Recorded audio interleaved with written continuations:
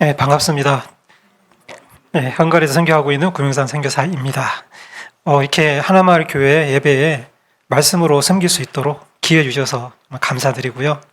함께 하나님께 예배할 수 있어서 깊고 감사합니다. 오늘 말씀 제목은 제가 정했는데 나를 따르라. 오해할 수도 있겠다 싶어서 예수님을 따르라 명확하게 하고 네, 시작하겠습니다. 우리는 기독교에 대한 악담이 심한 이런 시대에 살고 있습니다. 사실 이 개독교라고 하는 이런 나쁜 표현이 믿지 않는 사람들의 그런 입을 통해서 흔하게 우리는 듣고 있는 실정입니다. 이런 때에 참 우리가 하나님의 사람으로 하나님의 백성으로 참 칭송받았던 대한민국에 그런 시절이 있었다는 것을 생각하며 참 그때가 그리운 것은 왜일까 싶습니다. 이런 시대에 예수님께서는 우리를 향해서 어떤 마음이실까? 저는 오늘 우리가 함께 그 말씀 가운데 내 양을 먹이라, 나를 따르라 이렇게 말씀하시는 그 예수님의 말씀을 듣게 됩니다. 다시 말해서 복음, 기본적인 복음으로 돌아가라. 그것이야말로 이 시대의 답이다. 새로운 것이 아니라 2000년 전에 말씀하셨던 그 말씀으로 돌아가라는 예수님의 말씀으로 들립니다. 우리가 다시 한번 예수님의 제자로 새로워지고 우리가 다시 한번 힘을 충전받고 세상으로 나아갈 때 하나님의 나라는 더 확장되고 또 세상은 우리를 통해서 하나님이 나눠주시는 하나님의 은혜를, 복을 누리게 될 줄 믿습니다. 오늘 함께 읽은 우리 말씀은 십자가에서 죽으신 예수님께서 다시 살아나신 후에 두려움에 사로잡힌 제자들을 찾아서 갈릴리에 오셨고 제자들과 식사를 하는 중에 베드로와 대화를 나누는 그 대화를 기록하고 있습니다. 오늘 말씀을 통해서 우리는 이 시대에 하나님께서 우리 어떻게 더 성숙한 그러한 제자가 될 수 있는지, 그래서 하나님 기쁘시게 하고 하나님의 나라를 확장하는데 우리가 기여하는지 살펴볼 수 있기를 바랍니다. 오늘 말씀에 보면 예수님께 부름을 받은 사람은 그의 능력이 부족함에도 불구하고 예수님을 믿음으로 따라가야 한다. 혹은 따라갈 수 있다라고 말씀하고 있습니다. 우리가 어떤 역할을 맡았을 때 우리는 내가 그 역할을 할 수 있을지 없을지 점검하게 됩니다. 그래서 시험을 치기도 하고 때로는 직접 실습을 해 보기도 합니다. 적합하지 않은지 판정이 났을 때 세상은 가차없이 결정해버립니다. 우리가 살아가는 능력주의 시대, 이 세상에서는 사실 저희가 나에게 능력이 정말 없구나 라고 하는 거는 참 치명적이라고 할 수 있습니다. 그러나 감사하게도 오늘 말씀 보면 성경은 예수님은 능력이 약하다는 것이 치명적이지 않다라고 저희들에게 말씀하고 있습니다. 왜 그럴까요? 예수님이 함께 하시기 때문입니다. 오늘 말씀에 보면 우리가 과거에 어떠한 실수가 있고 실패가 있었다 할지라도 지금 우리는 예수님을 따를 수 있다라고 말씀하고 있습니다. 우리가 무능력을 느끼는 사람은 나의 과거에 대해서 들여다보기 쉽죠. 그래서 왕년회라고 하는 말을 합니다. 그래서 우리가 뒤를 돌아다보게 되면 사실 우리 삶 속에 자랑스러웠고 내놓고 싶은 순간도 있고, 그러나 한편 그건 내가 참 실수했구나. 그건 참 없었으면 좋겠어. 그래서 나중에 누가 나에 대해서 어떻게 살았어요? 라고 물으면 가급적으로 그런 것들은 잊어버리고 긍정적이고 하는 것들을 요약해서 얘기하게 되는 경향이 있는 것이죠. 우리 성도님들 어떻습니까? 그러시죠? 네. 오늘 말씀은 제자들은 갈릴리 호숫가에 예수님의 그 십자가의 죽음을 경험한 이후에 예수님과 함께 했던 사람들을 로마의 군병들이 수색하고 체포하고 예수님과 똑같은 형벌을 가하려고 하기 때문에 도망쳐서 갈릴리 호수에 와 있는 상황입니다. 두려움에 사로잡혀 있습니다. 염려에 사로잡혀 있습니다. 어떻게 해야 될지, 그들의 운명이 어떻게 될지 모르는 상황 속에 지금 있습니다. 베드로는 어떤 사람이었습니까? 베드로는 자기가 죽을지라도 예수님을 배신하지 않겠다. 자랑스럽게 당당하게 얘기했지만 사실 예수님께서 체포되시고 십자가의 길을 가게 되었을 때 다 굴기 전에 3번 예수님을 모른다. 그렇게 고백했던 과거에 실패가 있는 사람이었습니다. 가만히 들여다보면 예수님의 제자들, 예수님과 함께 하면서 내가 섬기는, 내가 모시는 우리 예수님 대단하셔. 이렇게 힘이 있구나 우리에게.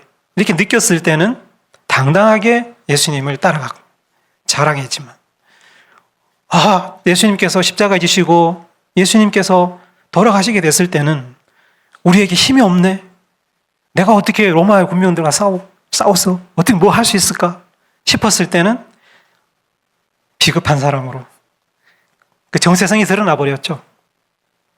그렇습니다. 참 제자들, 예수님을 따랐던 그 제자들도 참 보통 사람과 똑같았던 바로 그 삶의 현장이 얼마 전에 바로 있었던 것이죠. 바로 이렇게 예수님의 그런 죽음 앞에서 연약해지고 자신감이 없어져 버린, 그래서 갈릴리에 도망와 있는 이 제자들.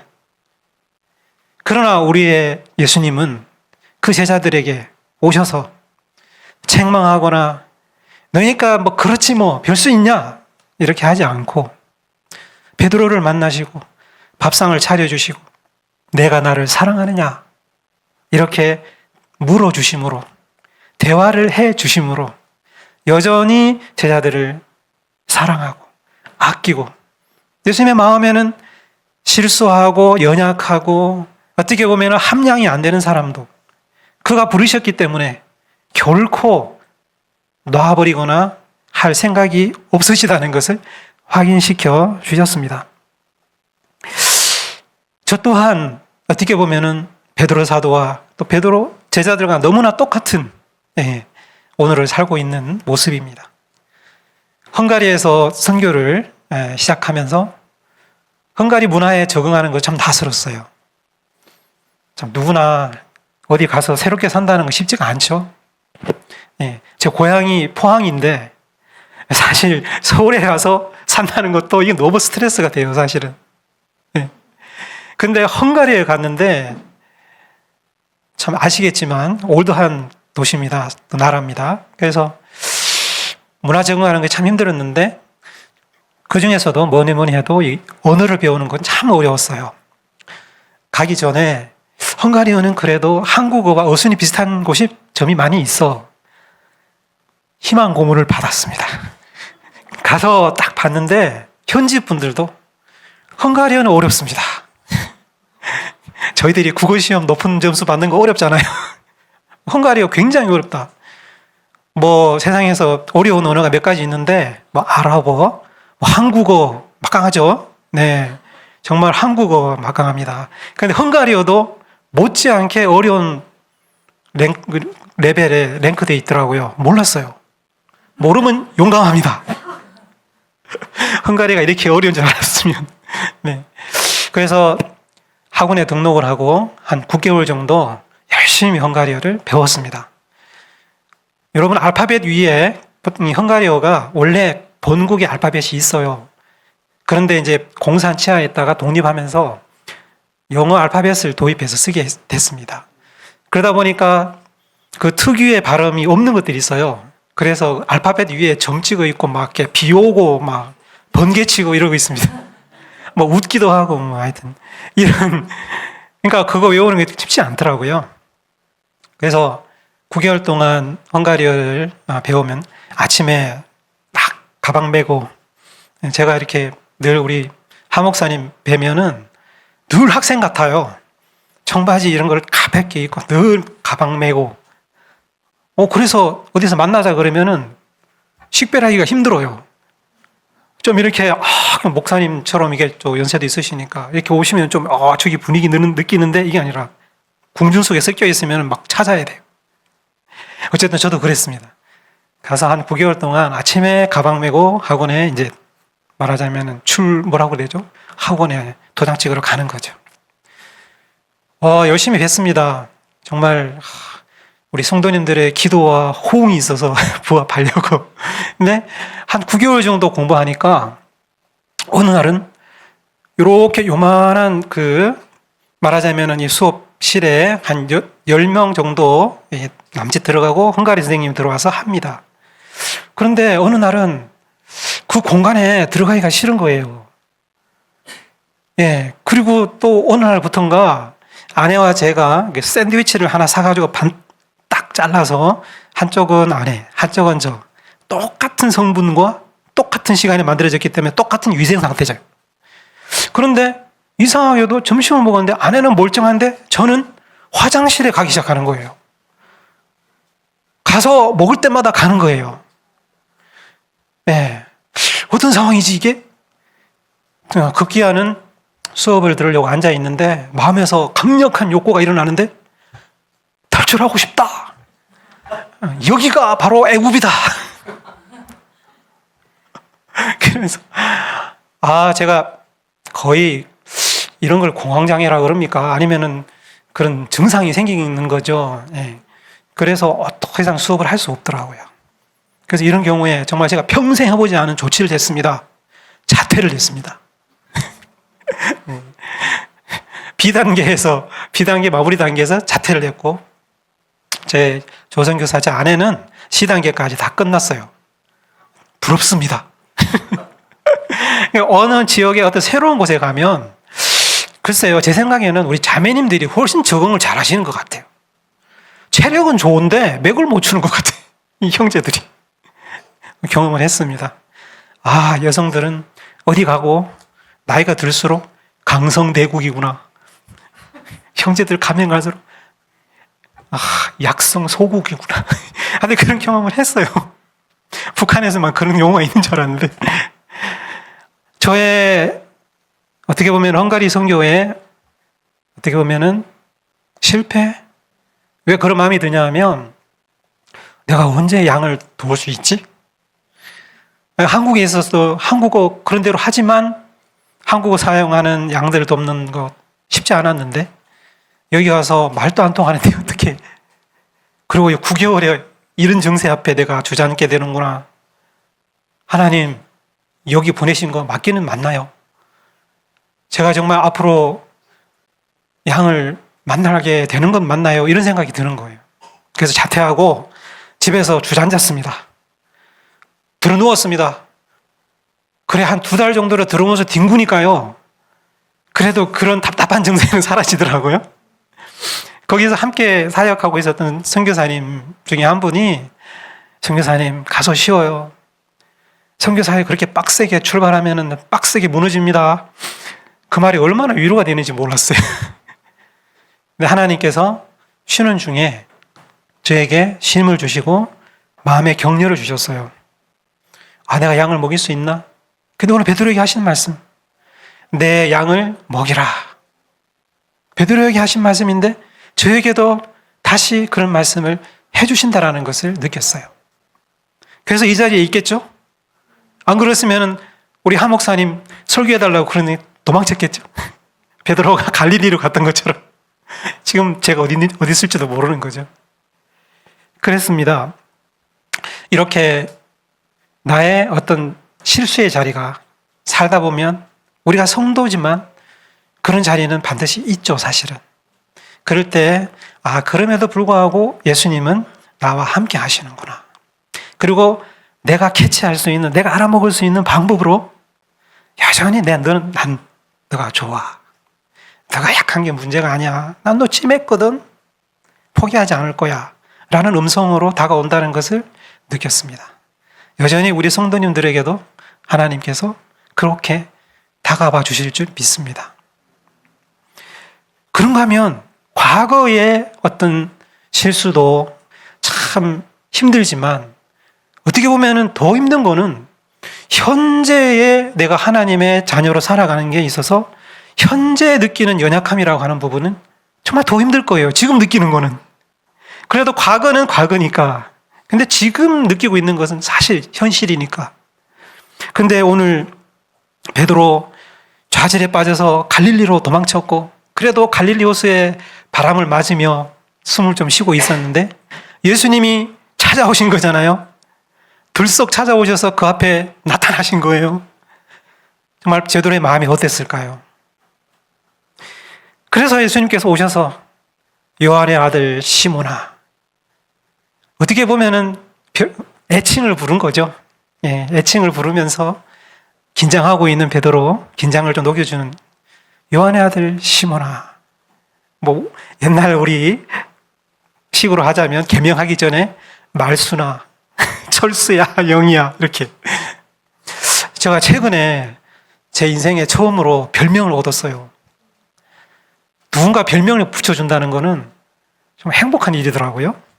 그만큼 저를 편하게 생각하고 특히나 그 별명이 약간 부정적인 느낌이 있을 때 더 반갑더라고요.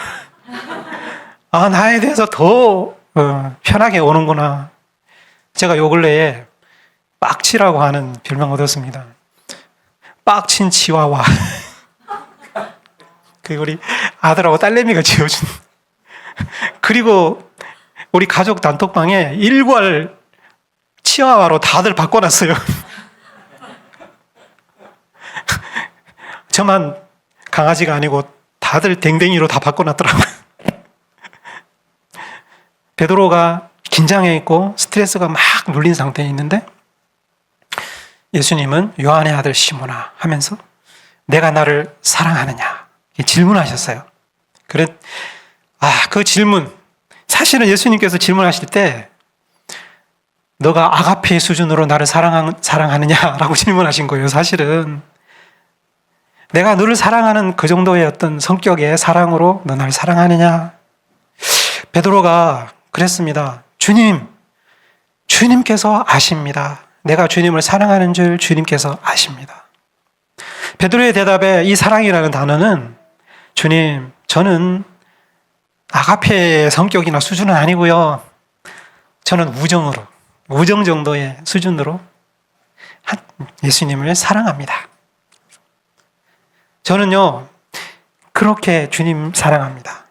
그 예수님께서 물으신 질문을 우리가 한 두 가지 정도로 이렇게 학자들은 해석을 하는데요. 주로 하나는 내가 이 사람들보다 더 나를 사랑하느냐? 이게 뭐냐면 첫째는 내가 이것들보다 더 사랑하느냐라고 해석할 수가 있습니다. 그거는 지금 물고기를 잡았잖아요.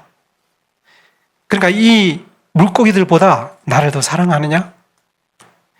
그러니까 이것은 뭐냐면 나를 사랑한다라는 그 고백에 있어서 예수님이 목적이냐, 예수님을 찬양하고 그분을 경배하는 거냐 하는 것과 그게 아니라 내가 원하는 것, 내 삶의 어떤 편함을 위해서 그 예수님을 통해서 얻으려고 하는, 그래서 조건이나 이런 것 아니냐라고 하는 질문인 거죠.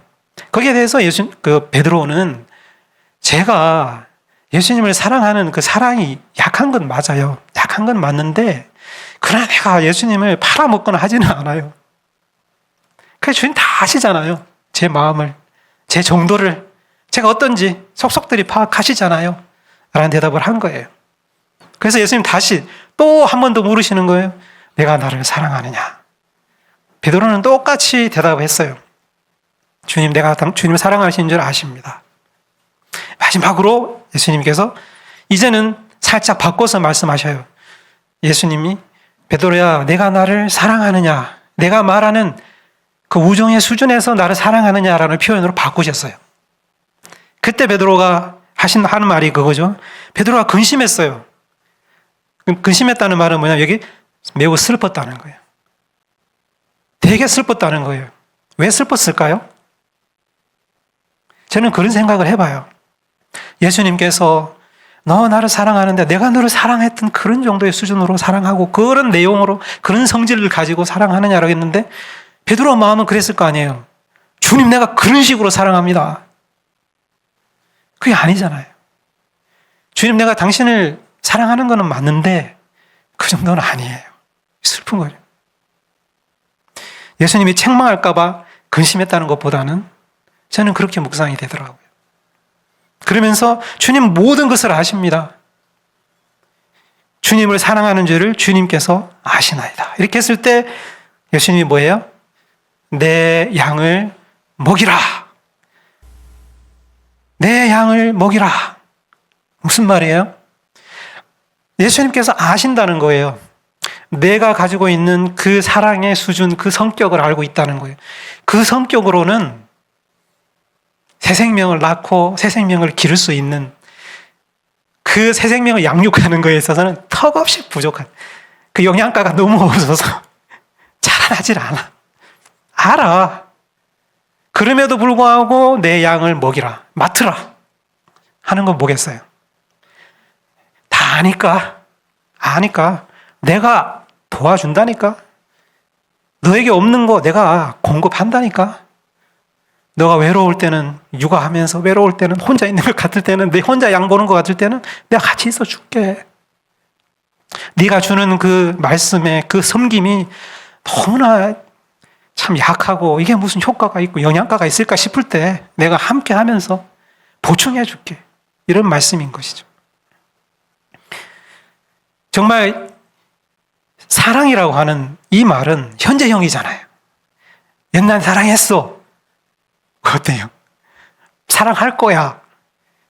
다 공수표죠.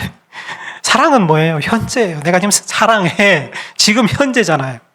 베드로가 지금 느끼고 있는 건 뭐예요? 내 사랑이 너무 현재 너무 없구나. 우리 성도님들은 어떻겠습니까? 좌절에 빠져있는 이 베드로. 그러나 그때 예수님께서는 찾아오셔서 아니야. 내가 너를 사랑하니까 일어날 수 있어. 너 생각하기에는 안 될 것 같지? 함께 하니까 걸어갈 수 있다니까? 이렇게 말씀하신 거죠. 사실 성도가 믿음의 생활을, 믿음의 삶을 걸어가면서 여러 우여곡절이 있지만 정말로 어떻게 보면 절망적인 순간, 이런 순간 없었으면 좋겠다 라고 하는 순간이라고 한다면 저는 이 순간 생각해요.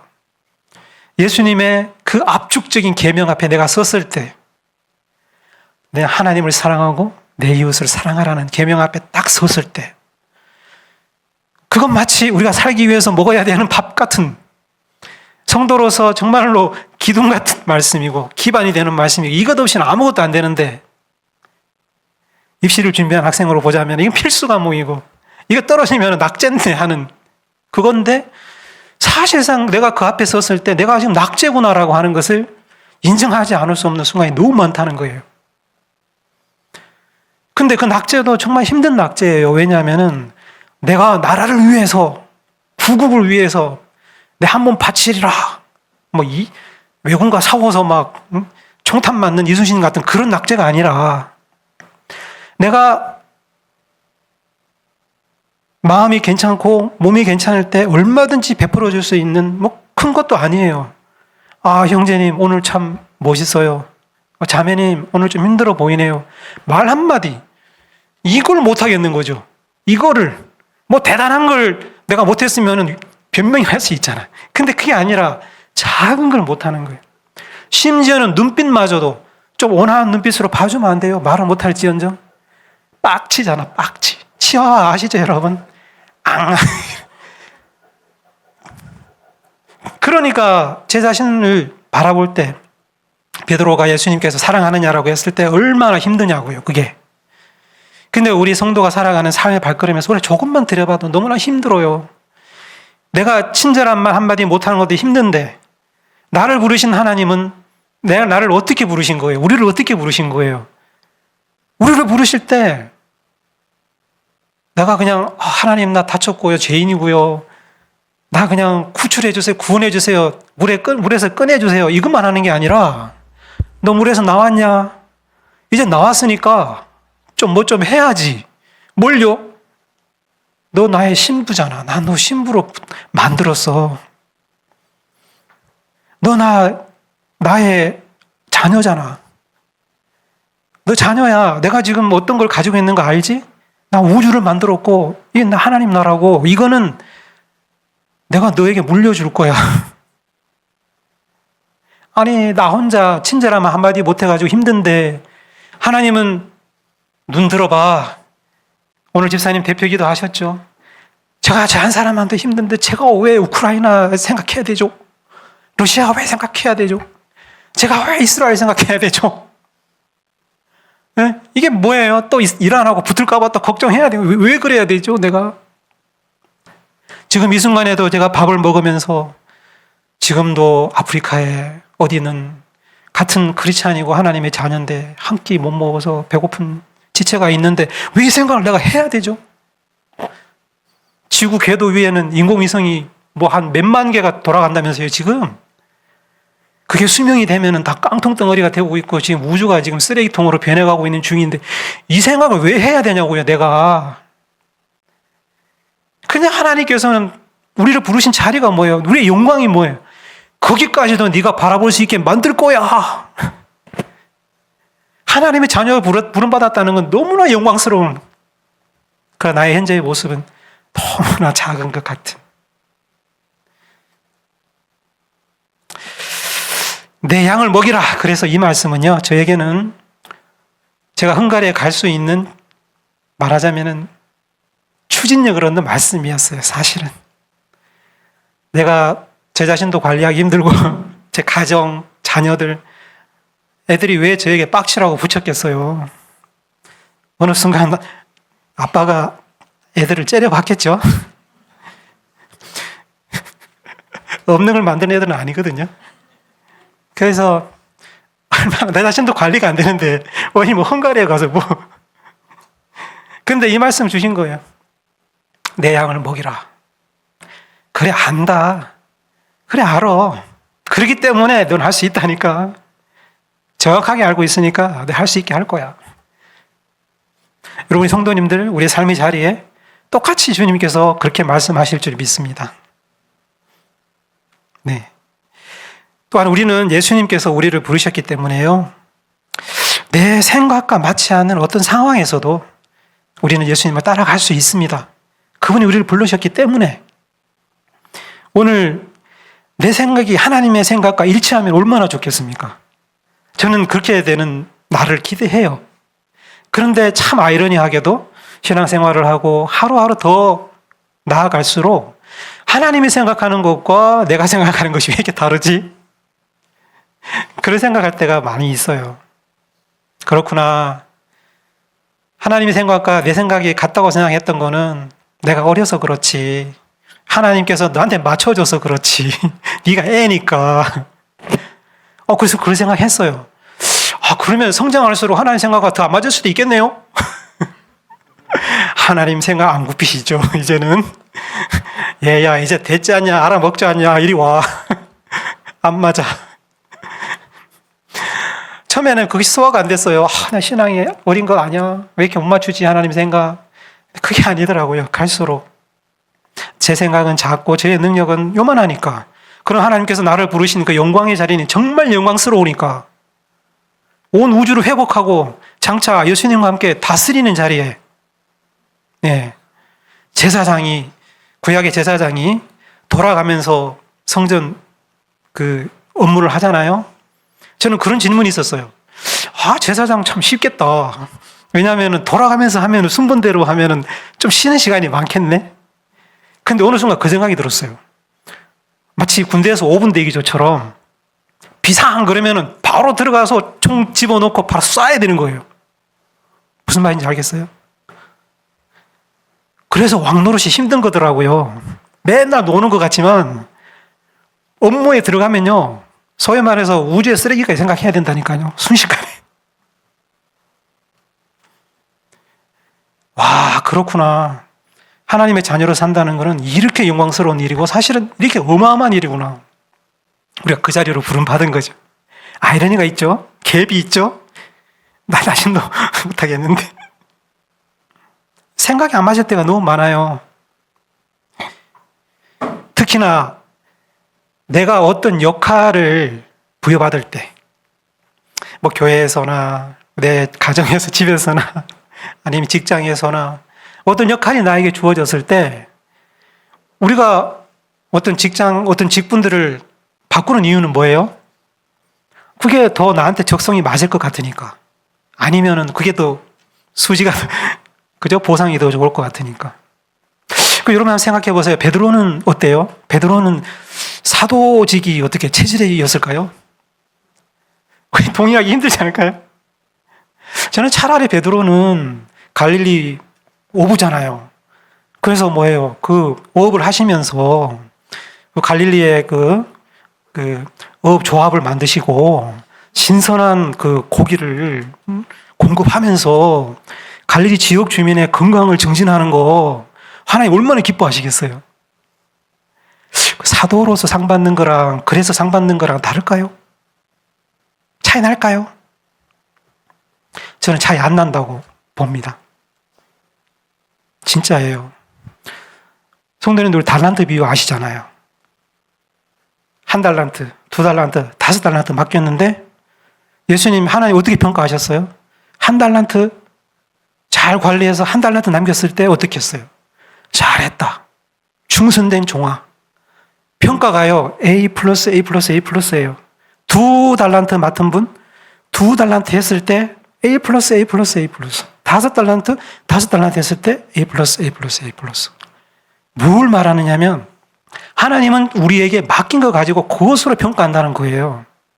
하나 맡겼으면 그 하나를 얼마나 관리했느냐가 나의 나중에 상급이 되는 거예요. 상품은 같아요.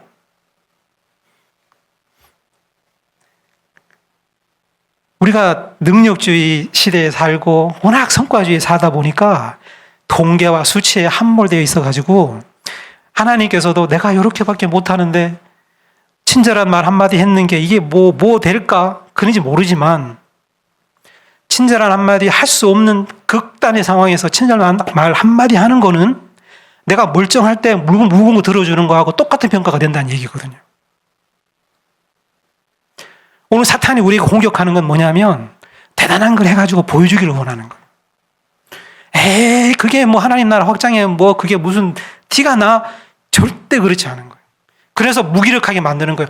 왜냐면은 그래도 몸은 말은 안 들어도 말은 할 수 있는 거 있잖아요. 그러면 누가 왔을 때 잘 있었냐 이렇게 말해줄 수 있잖아요. 근데 그게 뭐가 돼? 입을 다물게 만들어버린 사탄의 전략인 거죠. 오늘 하나님께서 저에게 어떤 역할을 맡길까요? 우리들에게 그 역할 하나하나가 내가 의도치 못했던 역할이 될 수 있어요. 어떨 때는 마음에 안 드는 사람이 옆에 와서 막 떠드는데 돌아야지 들어줘야 될 수도 있고 말도 안 되는 막 요구를 하는데 정말 들어줘야 될 때도 있을 거고 이럴 때 그 순간에도 내가 생각은 못했고 예상은 못했지만 그곳에 하나님의 역사가 하나님의 함께 하심이 크리스찬으로서의 빛을 발하는 순간이 될 수 있다는 거죠. 여러분 저는 아내와 25년을 지금 살았습니다. 네, 아마 저보다 오래 사신 분도 있는 것 같은데요. 제가 지금까지도 힘든 거는 남편의 역할을 하는 것. 지금까지 또 힘든 거는 아빠의 역할을 하는 거예요. 정말 늘 부족한 걸 느끼고 어떻게 하면 더 좋아질 수 있을까. 아내와의 관계에서도 가면 갈수록 확인하는 것은 저 사람은 정말 화성 출신이 맞구나. 나는 금성 출신이 확실하다. 저희 부부는 만난 지 3개월 만에 결혼했거든요. 요즘 같으면 딱 하겠죠. 그게 뭐 가능하냐. 아직 무슨 조선시대도 아니고. 근데 지금 와서 가만히 생각해 보니까 그러지 않고 연애를 했더라면 큰일 날 뻔했어요. 오늘의 은혜와 영광을 맛보지 못할 뻔했어요. 너무 달라가지고 연애가 길었으면 길었을수록 저의 한계가 들통이 나가지고 당신하고는 확실하게 못 삽니다라는 결론이 났을 것 같아요.